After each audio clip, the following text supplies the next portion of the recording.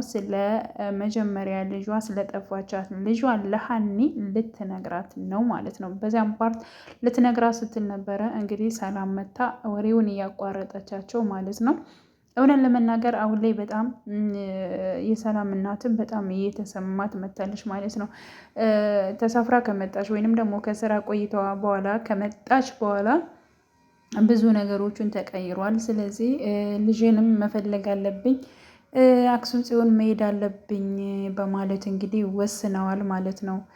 ምክንያቱም በጣም እያሳሰባት ነው። ከቅርቧ ላይ ሆና ካጠገቧ ሆና ከቤቷ ሆና ልጇ እየናፈቀቻት ትገኛለች ማለት ነው። እና እንግዲህ በነገራችን ላይ ልክ ልነግራት ስትል እንዲሁም ፎቶ ልታሳያት ስትል ፎቶ ብታሳያት በእርግጠኝነት ሀኒ እጅግ በጣም ነው የምደነግጠው ማለት ነው። ምክንያቱም እንግዲህ ሀና ያሳደጋት አባቷ ነግሯታል ማለት ነው።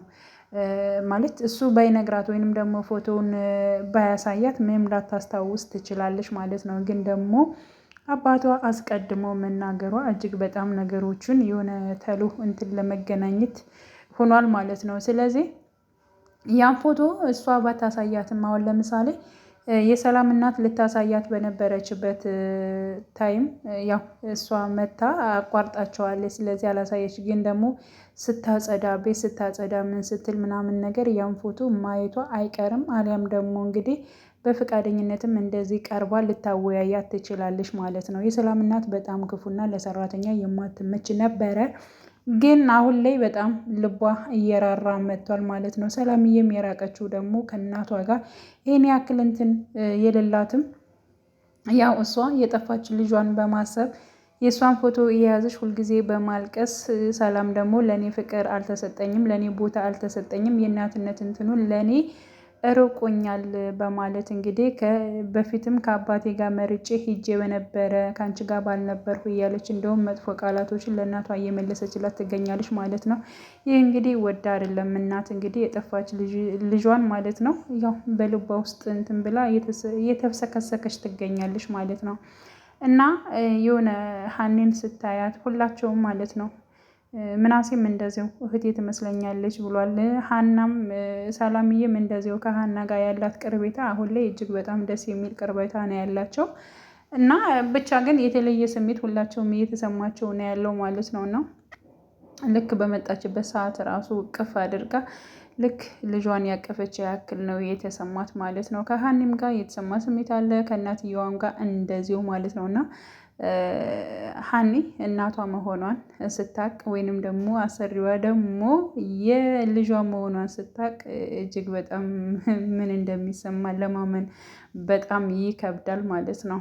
እና ሀኒ ደግሞ እጅግ መልካም እና ነገሮችን ሰከን ብላ የምታስብ ልጅ ነች። በእርግጥ አሳዳጊዋን ራሱ ለምን ደበከኝ ራሱ ይሄን ያክል ጊዜ ለምን ደበከኝ ብላ ከዛ በኋላ ምንም አላኮረፈችውም ማለት ነው። እና አንዳንዶች ሲሆኑ ያው ጥለው የሚሄዱም አሉ። እና ሀኒ ረጋ ያለች ሰከን ያለች ልጅ ነች ማለት ነው። በዛ ላይ ደግሞ እንትን በባለፈው ከቤተ ክርስቲያን ሲመለሱ ማለት ነው እንግዲህ የሀኒን አባት አሳዳጊዋን ምንጭቅጭቅ አርጋ ተሳድባ ነበር ማለት ነው። እና የእሷን ልጅ እንደዚህ ተንከባክቦ አሳድጎላት ለዚህ ደረጃ አድርሶላት ማለት ነው፣ ለቁም ነገር አድርሶላት በመጨረሻ እሳቸውን የተሳደበች እና እንደዚህ መጥፎ ቃል የተናገረች እሳቸውን ሆኖ ስታቅ ደግሞ እጅግ በጣም ከባድ ነው የሚሆነው ማለት ነው። ሀኒ እንግዲህ አባቷን ለማሳከም ብዙ ነገሮች እየጣረች ነው። እንግዲህ የምናሴ ጓደኛ ክብርሽን ስጭኝና ከዛ እንደፈለግሽ የፈለግሽውን ያክል ብር ሰጥሽና አባትሽን አሳክመዋለሁ በማለት እንግዲህ ተናግሯታል ማለት ነው። እሷ ደግሞ በዚህ ነገር አልተስማማችም ማለት ነው። እኔ ክብሬን ሽጬ አይደለም አባቴን የማሳክመው፣ ከቻልኩ ሰርቼ አሳክመዋለሁ። ከዚያ ውጭ ግን ፈጣሪ የፈጠረው ነው እሱን የሚያኖረውም የሚገለውም እንጂ እኔ ክብሬን ስለሰጠው አይደለም በማለት እንግዲህ ተቆጥታ በንዴት ይህን ሀሳብ እንትን ብሏል። ምናሴ ይህን ሀሳብ ሲሰማ እጅግ በጣም ነበር የተናደደው። እንዴት በዚህ ልክ ይህን ያክል ነገር ሊናገር ይችላል? በዚህ ልክስ እንዴት ሊያስባት ይችላል? በማለት እንግዲህ ጓደኛውን ማለት ነው ከጓደኛ ጋር ጓደኝነቱን እንትን አድርጓል ማለት ነው። እንግዲህ ያው ልክ የእሱ ልጅ እንዳልሆነች በነገራት ሰዓት እንግዲህ ከስራ አልገባችም ነበረ። እና የሰላም እናትም እጅግ በጣም ተጨናንቃ ነበር። ስትመጣም እንደዚሁ ምን ሆነች ነው ፊትሽ ጠቁሯል፣ እንደዚህ ሆኗል ምናምን እያለች በጣም ስታስብላት ነበረ ማለት ነው። እና በቃ እሷም እጅግ በጣም ተቀይራለች። አንዳንዴ የእናት ልብ ምንድን ነው የሚባለው የሆነ አይጨክን አይደለ?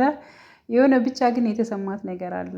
እናትየዋን ብትሆን አሁን እሷን የማገዝ ስራ የማገዝ አብራት እንድትሆን ምናምን ነገሮችን እንድታማክራት በጣም እየቀረበቻት ነው ያለችው ማለት ነው። እና ሀኒ ደግሞ በጣም በሀሳብ ደግሞ እየተጓዘች ነው ያለችው። በጣም ብዙ ነገሮችን እያሰበች ነው።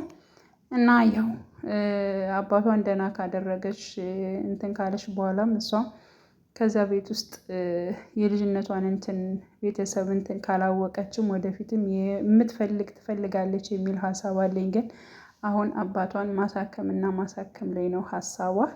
እና ያው እስኪ ምን ይፈጠራል የሚለውን እንግዲህ ሁላችንም በክፍል 14 አብረን የምንጠብቅ ይሆናል። ውድ ቤተሰቦቼ በያላችሁበት ሰላማችሁ ይብዛልኝ። ለቤት አዲስ የሆናችሁ ማለት ነው የደውል ምልክቱን በመጫን ቤተሰብ የሆኑ ነባር ቤተሰቦቼም ስለምታበረታቱኝ እጅግ በጣም አመሰግናለሁ። መልካም ቀን ተመኘውላችሁ።